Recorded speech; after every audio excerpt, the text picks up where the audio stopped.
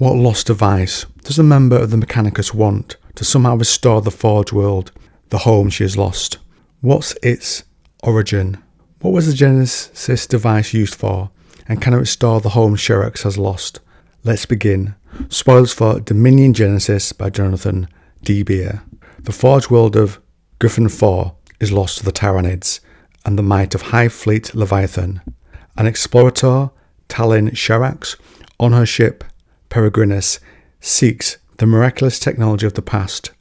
She is on board Misery's daughter, trying to uncover some of this information, and they find the Almagest.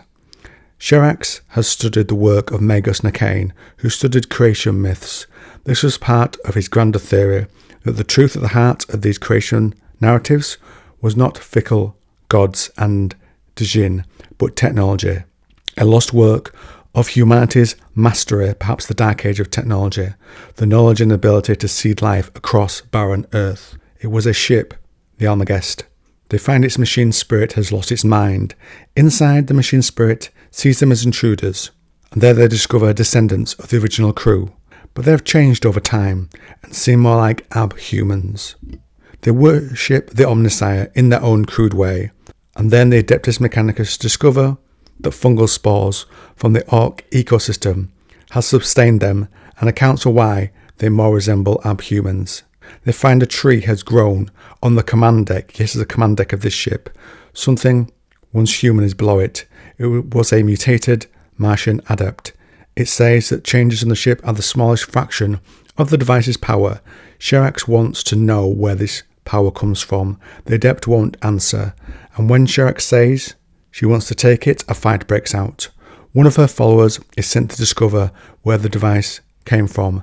Sherax climbs the tree as the fighting continues and finds the Genesis device at the heart of the tree. They defeat their enemies and leave with the device and some further knowledge. They then travel to the Forgeworld of Tolkien and meet her mentor, Satovik Yule. We learn she has cut herself off from the noospheric connection, a shared way most Mechanicus use to join their thoughts and deliberate, and she has done this due to the loss of her Forgeworld, the trauma of it. Magos Jeremet Literix has mapped the Immaterium.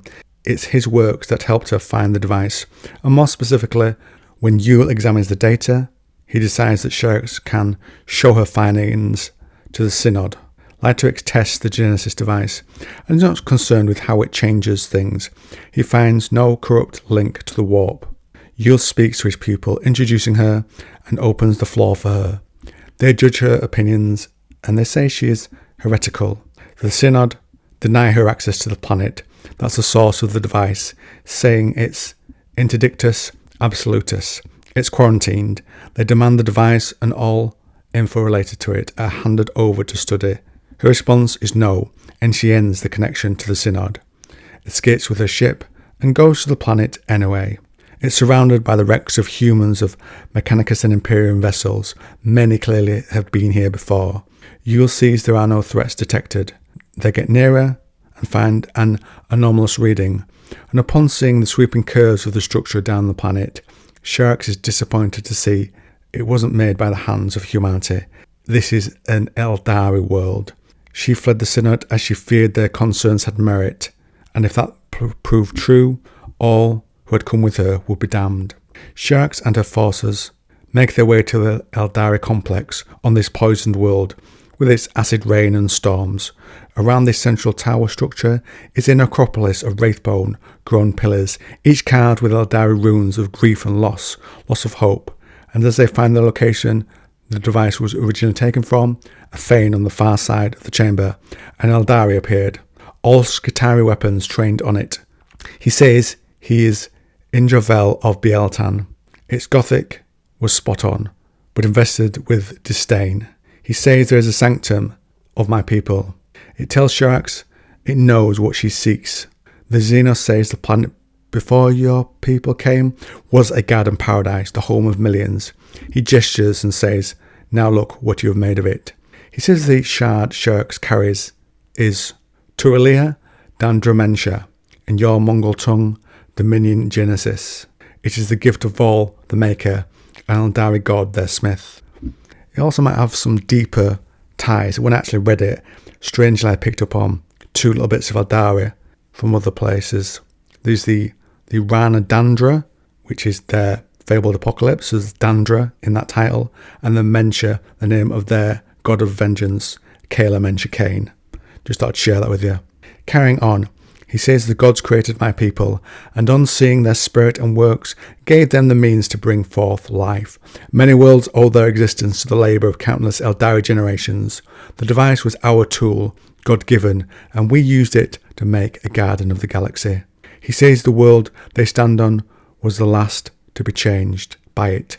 He says the monkeys stand on worlds birthed by his people. They are invaders. Then the Eldari stepped into the shadows and try to kill Sherax. Zal protects her. Then more Xenos strike. They are warp spiders. He puts down Zal, then gets close enough to snatch the Genesis device and teleport away. The Eldari continue to attack the Mechanicus forces, and Sherax is forced to make a decision in a moment. First, she's told they have destroyed her landing craft. She tells her beloved ship to slip orbit and let the Synod know what was happening. She hears a cry in reply and sees in orbit the ship has been damaged in some way. How exactly, she can't make out, and she wonders how much more she can lose. The fight continues and looks to be lost when an Eldari Wraith Knight emerges, but an Armiger pattern Knight, piloted by a former full Knight pilot, manages to defeat it and break the Eldari forces.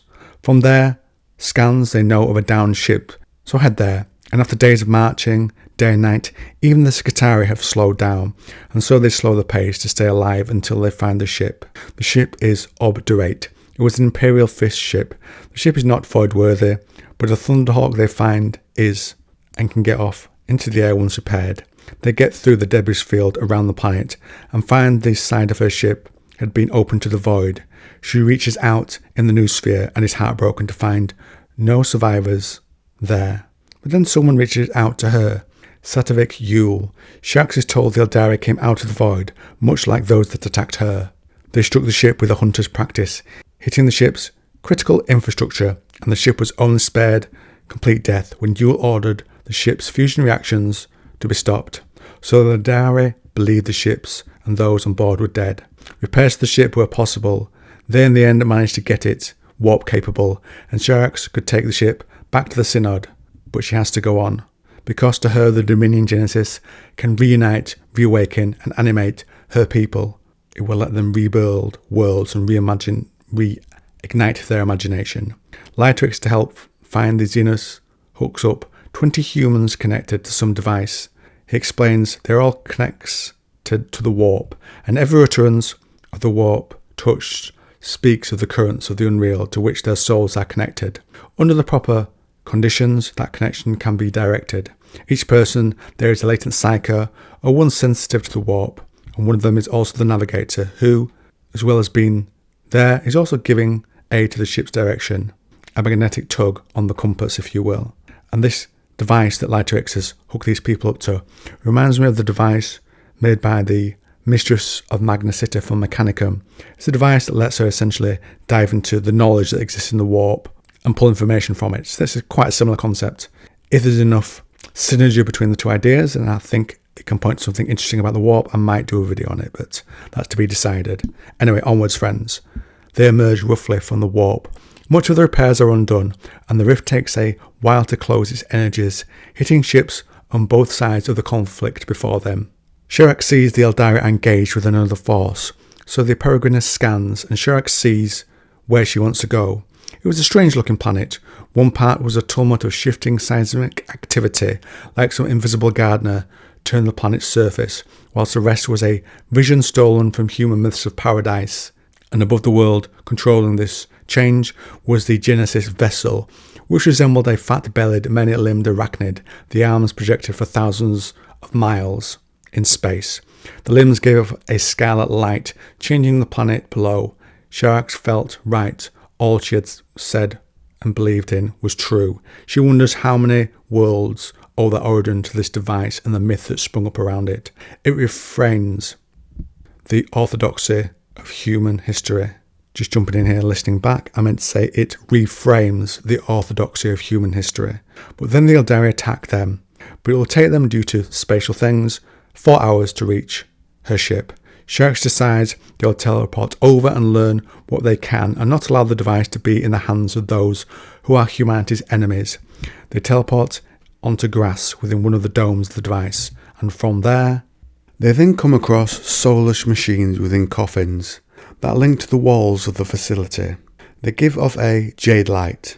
The Mechanicus here do not seem to recognise what they are. Then 2 Necrons emerge from their coffins, and it's here we also who the Eldari were fighting in space when the Mechanicus ship emerged. They carry on but do not engage, but are ambushed by the Eldari. This activates the Necrons, and this actually helps the Mechanicus, who push through whilst this conflict is going on and reach the command section of this facility. They try to talk with Indravel of Bieltan, but that doesn't work out, and so they fight. And before he dies, he tells Sherax about their old enemies, the Necrons, and how he led the Tyranids to her Forgeworld to set things in motion. Sherax's reaction is to say she wishes that she could do to Bieltan what he did to her Forgeworld. Instead, she decides to destroy the Genesis facility and says, "Now I was wrong, and I realised that. Either we endure and rebuild as ourselves, as servants of the Omnissiah, and remain true to his law, or we fade away, another empire to fall in the face of hostile galaxy." Lyterix puts a gun to her when she's saying this, and says he wants to keep it. Ranbo, who works close with Sherax, shoots him, and the axe of Sherax finishes him off, and she says to those around her, "I was wrong, I was ignorant of the strength we still have." And then the Adeptus Mechanicus teleports away, Sherax included, and as ordered, her ship tries to enter the warp in a gravity well. The ship escapes and leaves behind a warp rift thousands of miles across that destroyed the facility and the world, and ended the tale of the Genesis device. After Sherax sees things differently, she says they must rediscover their purpose. We who worship the Omnissiah are not explorers, not scientists, priests, archivists, or warriors. We are builders. We can rebuild. Just saying brief, it's actually a really good book. I'd recommend trying to pick it up, probably once it's not out only in hardback. And if you enjoyed this video, try and check out this other one, see what you think.